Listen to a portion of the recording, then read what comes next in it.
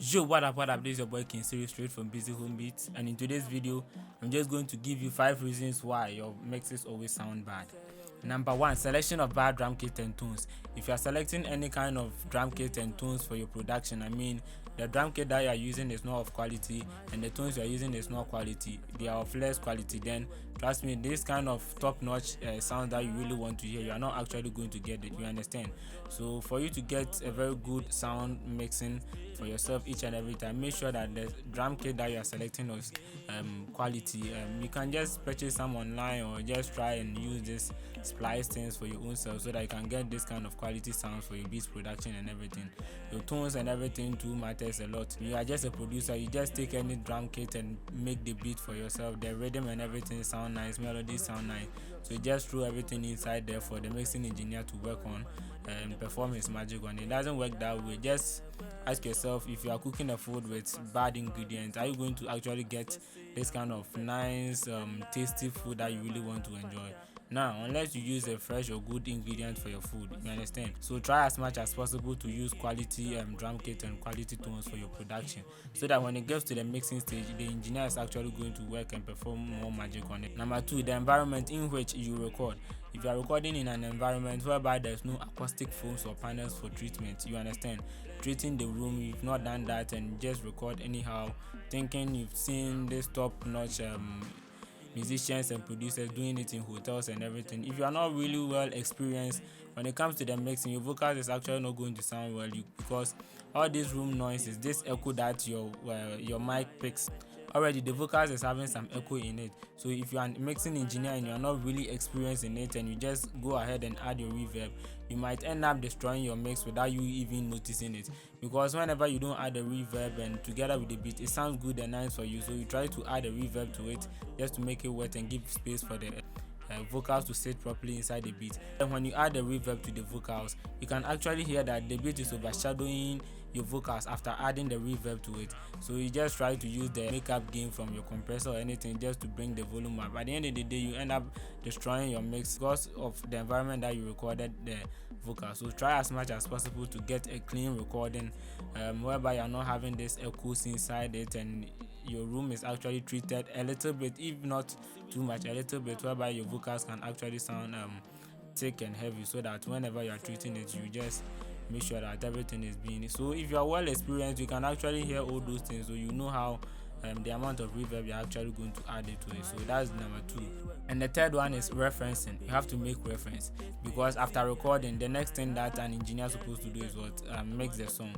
So if you're an engineer and you're mixing the song and you just go ahead start throwing the effect on it just like that without even knowing your destination, where you really want to get to, then you just go ahead, throw compressor, EQ, reverb and all those kind of plugins of your own, whatever you want to add, you add it to it, thinking that you're supposed to sound great without you even knowing where you really want to end.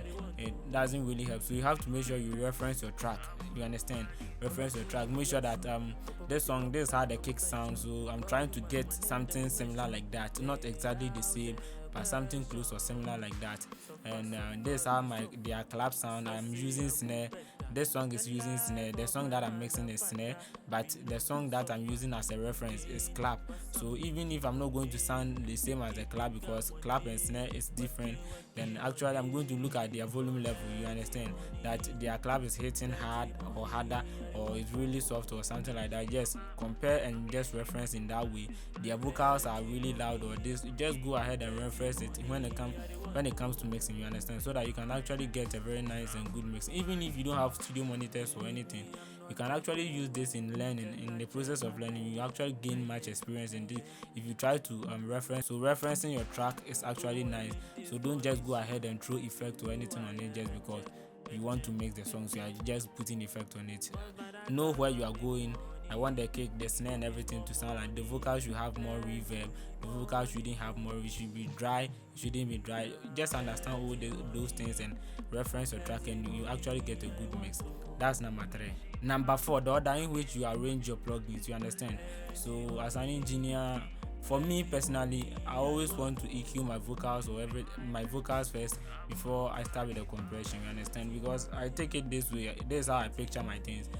When it comes to the mixing, The EQ is for taking away bad frequencies and also boosting good frequencies, and just for good clarity and everything, you understand. And the compression is the compressor is to make sure that the vocals is actually having an even volume. When you say even volume, you don't have this one going something like this, but unbalanced. You get it. You want it to be balanced, so the compressor is for that.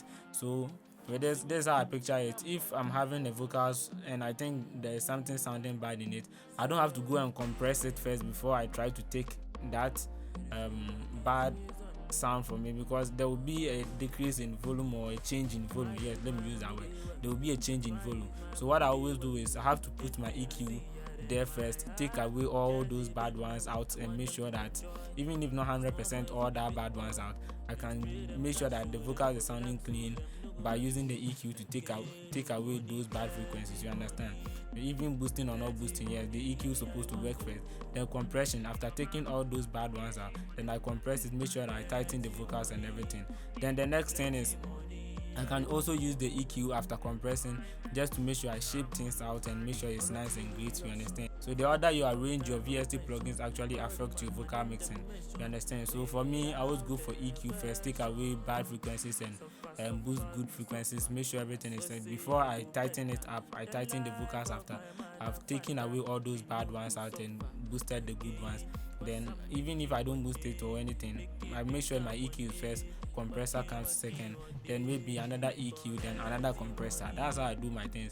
Then I DS it after that one. Then any additional thing that I actually want to add, whether distortion, saturation, or chorus, or anything I want to add, follows there. You get it?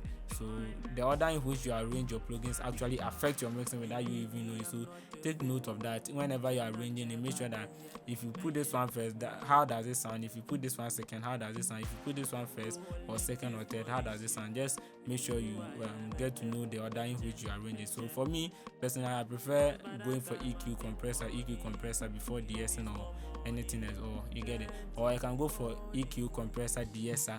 It depends on how I want the vocals to sound. You understand? So just be aware of that. Number 5, the number of plugins that you're supposed to use whenever it comes to vocal mixing. You understand? For me, my maximum is supposed to be 10. Maximum. That is when I've been working, the vocals is really bad or anything, that I've been working really hard to make sure I'm getting something bad out, or making sure that I'm performing something like extraordinary on the vocal. Maximum is supposed to be 10. It shouldn't be more than 10 for me. If I'm going more than 10, then meaning I'm doing something bad that I'm actually not even realizing. I'm going hard on myself. Yes, so maximum is supposed to be 10. You don't have to be putting, some people can use 15, 16, 17, 18. Then trust me, you are just doing something that you really don't understand. So if it does the matter, you just have to do on and off of some of the plugins to see if there is some plugin which is actually not doing anything, but you're just putting it on it. So that's why I always say, understand the reason why you're putting such plugin on it. You want a distortion, you go for a distortion, you put it on it, the way it sounds you don't like, you like it. Just know it, the work of a compressor, the work of EQ, the work of chorus, the work of flanger, phaser and everything. Just understand that one, so that you know the number of plugins that you're supposed to put on your mix. You understand? So a bonus tip for you, and the bonus tip is, I go by the name King Series, straight from Busy Home Beat. Make sure you subscribe, thumbs up to this video if you love whatever we did learn here. Go by these rules and make sure you correct all these mistakes. Your mixes will not sound bad like you've been enjoying each and every time. This is your boy King, straight from Busy Home Beat. Yes, and I'm out. Peace.